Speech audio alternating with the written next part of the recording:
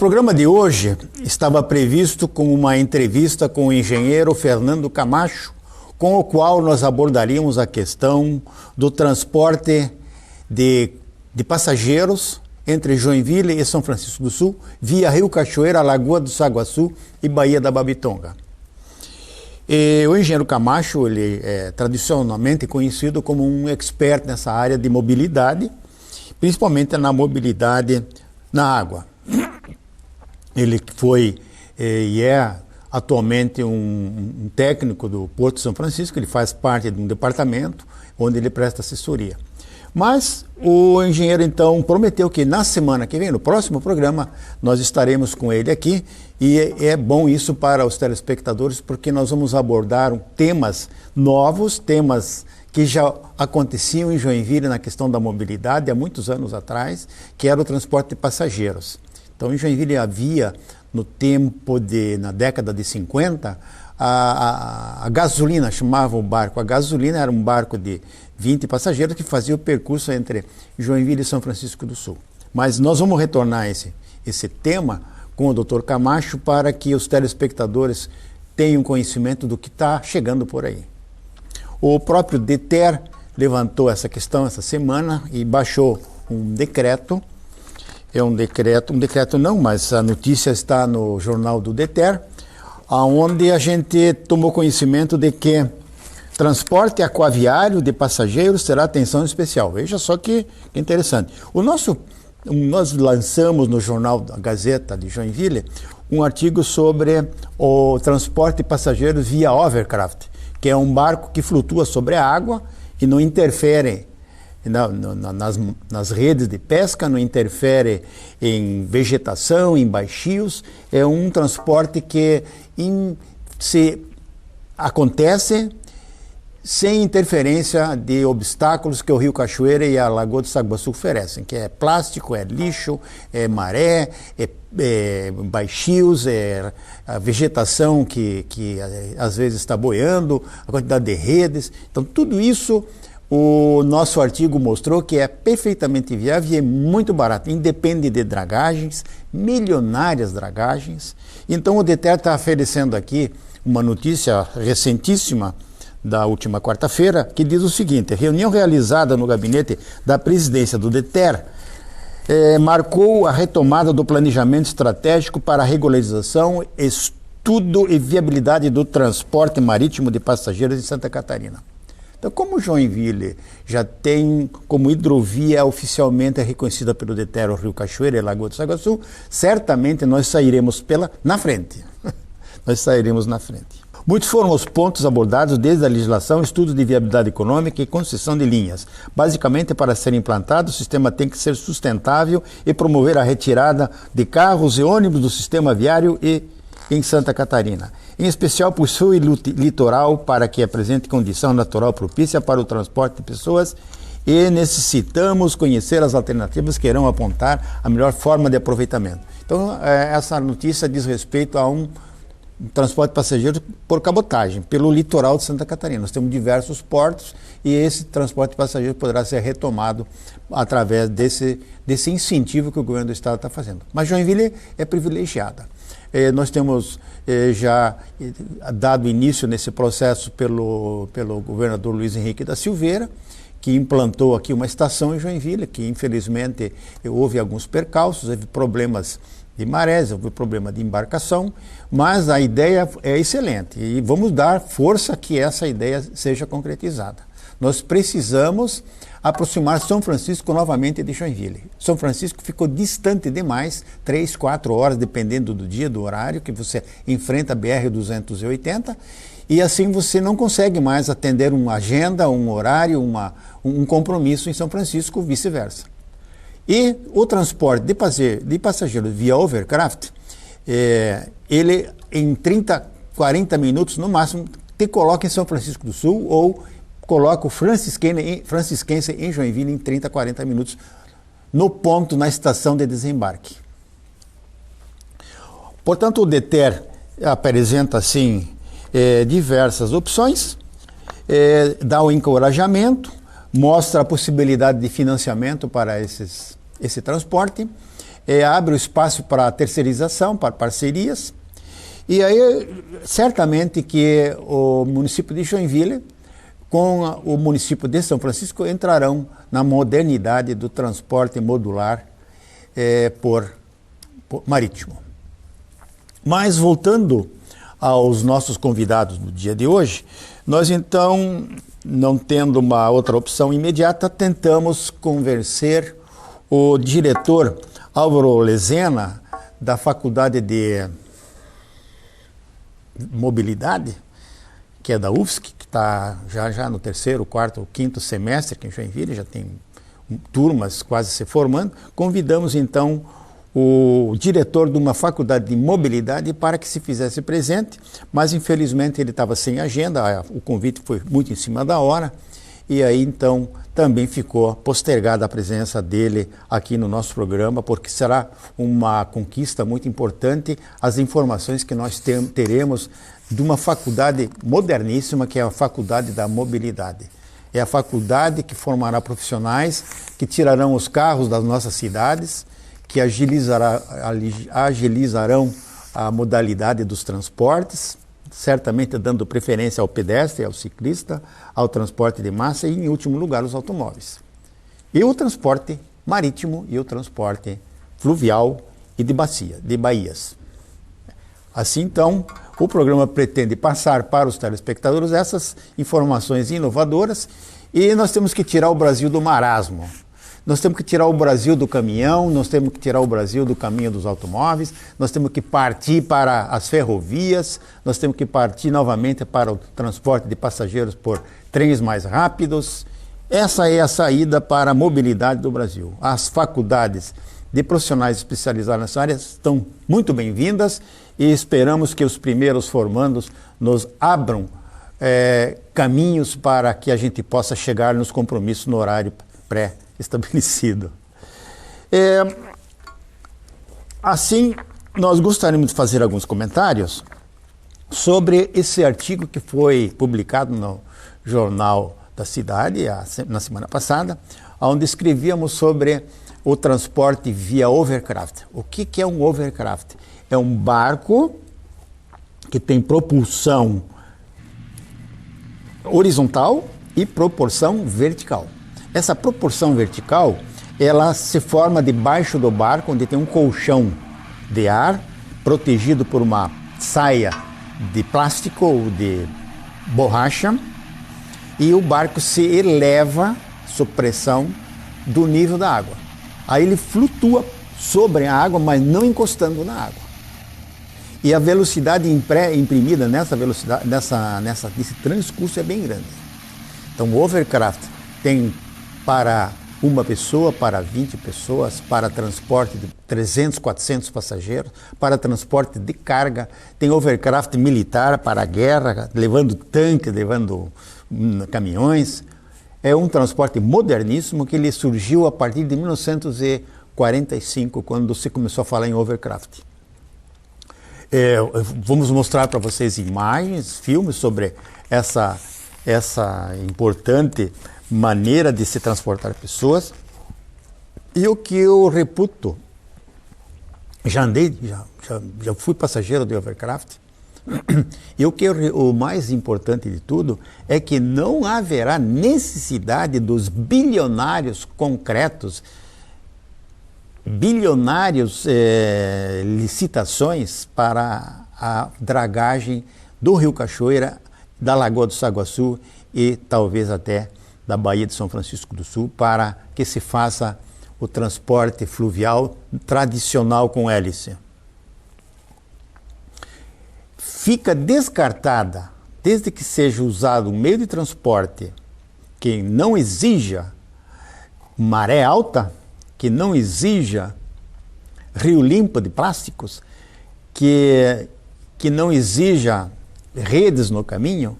Esse transporte é o mais indicado e o mais comentado atualmente, que é o overcraft.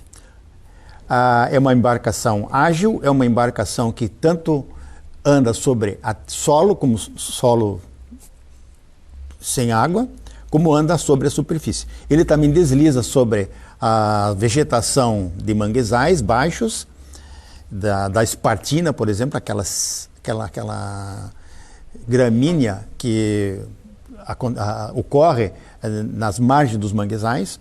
Nos baixios, que afloram na maré baixa, o overcraft passa por cima, sem se enroscar em nada, sem diminuir a velocidade. A força da água das marés também não interfere na movimentação desse barco. A maré pode estar correndo para um lado ou para outro, ele simplesmente flutua em cima da água sem que haja interferência da corrente marítima. Os ventos também não interferem em muito, porque ele tem uma boa pressão de velocidade, ele pode atingir 60, 70 km horários. E o sistema Baía da Babitonga, que não oferece grandes ondas, ele não sofre nenhuma descontinuidade no seu percurso, na sua velocidade, se ele enfrentar uma água encrespada dentro da Baía da Babitonga. Ele também não necessariamente precisa seguir as boias de sinalização de canais, porque ele é um barco que flutua sobre a água. Ele flutua sobre os baixios, ele flutua sobre as áreas expostas de areia. É uma embarcação segura, é uma embarcação confortável. O ruído que é um pouco alto, é um ruído de avião. Isso faz com que seja uma novidade, seja uma atração, mas o que se pretende é não oferecer um veículo para turismo, mas se pretende oferecer para os francisquenses e para os joinvilenses, se comunicando nas duas grandes cidades que existem na Baía da Babitonga, um transporte regular com horário a ser seguido, com hora de chegada certa, com hora de saída certa. Isso faz com que centenas, milhares de pessoas que trabalham em São Francisco ou trabalham em Joinville e precisam chegar a São Francisco e vice-versa, possam se agendar, baixar o custo do transporte e ter certeza que não chegarão tarde ao serviço. Grandes empresas estão instaladas em São Francisco, os executivos, muitos gerentes moram em Joinville, eles assim passarão a desfrutar de uma qualidade de transporte excepcional. Não deve o poder público se meter nisso aí, porque é problema, nós sabemos que é problema. O problema são os comissionados que se penduram tudo nessas empresas. É o empreguismo que se pendura numa empresa e ela se torna inviável. O custo é tão alto daí para manter essa clientela toda de chupins que se grudam nas empresas do governo, que o contribuinte não terá mais atração por esse tipo de transporte que poderá ser muito caro. A iniciativa privada, através de licitações, de concessões que o poder público oferece, terá condições de apresentar um transporte rápido, eficiente, seguro e barato. E pontual. Algo que nós não conhecemos hoje entre São Francisco e Joinville pela via rodoviária. O transporte, então, está em discussão. O programa vai continuar debatendo essa questão do transporte via marítima. Como se faz uma área de espera, uma área de recebimento do barco, é bastante barato, uma rampa suave saindo do rio. O barco aporta em cima de 10 mil metros quadrados ou 5 mil metros quadrados, cimentados ou com piso de areia ou piso de chão batido, e ele sai da água e volta para a água através desta rampa de acesso, que poderá ser próximo do mercado municipal. Existem algumas áreas disponíveis para isso, como também em São Francisco do Sul há a possibilidade de se fazer uma rampa no mercado municipal para receber esses barcos. É um novo conceito de transporte, é um transporte moderno e no horário, o que nós não conhecemos no Brasil. Nem para avião, nem para... Só para ônibus. O ônibus realmente tem um horário de saída, mas não tem horário de chegada. Nesse primeiro bloco, então, nós ficamos por aqui e voltaremos em seguida debatendo a questão, dando informações sobre mobilidade.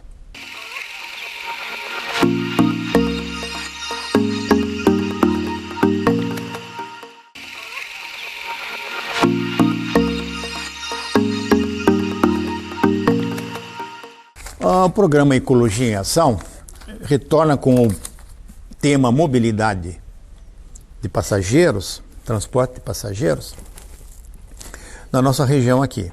É uma cidade a maior do estado, ela tem na sua proximidade outros grandes municípios, como São Francisco do Sul, Araquari, Jaraguá do Sul.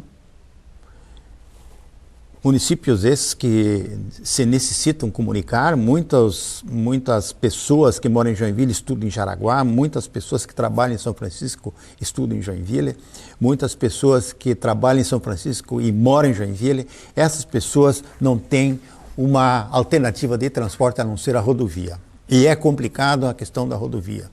Foi feita uma rodovia que há mais de 10 anos já devia ter sido duplicada, o governo não desenlaça esse nó, não desata esse nó. E o governo faz a sua previsão de 10 em 10 anos. Então nós não podemos esperar mais 10 anos para resolver o problema da nossa mobilidade local. Mas surge uma nova alternativa além da hidroviária. É a alternativa do retorno do transporte de passageiros via ferrovia, pela ferrovia. Não é possível que a nossa ferrovia, que foi sempre uma ligação das pessoas nesse Vale do Itapucu, com São Francisco, onde tudo era via ferrovia, não é possível que a gente continue assistindo a passagem de 100 vagões de soja, onde nós não temos lucro nenhum com a passagem dessa ferrovia por Joinville, por São Francisco, por Araquari, por Jaraguá do Sul. Nós temos um enorme prejuízo impactante da demora na espera dessas composições que passam lentamente, sem uma segurança, sem cancela. A Justiça Federal já obrigou a ALL e a Prefeitura de Joinville a instalarem cancelas, eles não instalam, estão desobedecendo a ordem judicial. É incrível isso aí. Portanto, eu acredito que a população do Vale do Itapucu, Jaraguá, Guaramirim, Corupá, Joinville, Araquari e São Francisco devem lutar para que a nossa ferrovia, a antiga RVPSC, Rede de Viação Ferroviária Paraná-Santa Catarina, seja novamente ativada com composições modernas de trens. Não, Maria Fumaça, isso aí já foi. Nós temos que ter novamente uma composição moderna através de movimentação de óleo, ou que seja eletricidade, que se instale uma rede de energia para movimentar essas composições que deverão ser mais rápidas do que nós tínhamos antigamente. Eu até diria mais. Por que nós não vamos forçar esses governadores que gostam tanto de projetos megalomaníacos? Por que nós não vamos incentivá-los a montar um projeto de duplicação da ferrovia?